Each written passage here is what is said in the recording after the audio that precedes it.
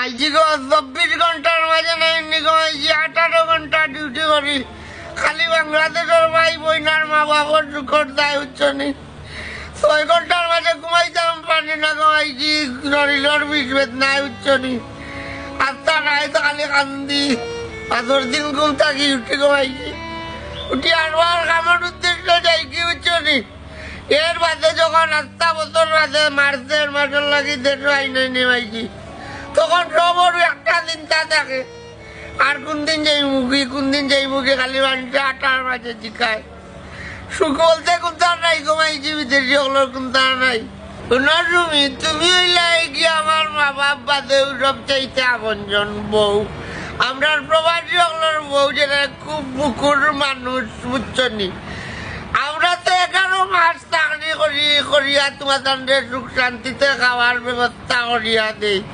আর 1 মাস যখন ছুটি তাই আমরা একটা কষ্ট করে চলতে আরো নারী মাত্র 1টা মাস কষ্ট করে চলিয়া আমরা প্রবাসী সকলের সুখ শান্তি দেওয়াই যায় নারী। রে গো, আমরা ভুল হয়ে গেছি। আমরা তোমার বোঝা উচিত আছে।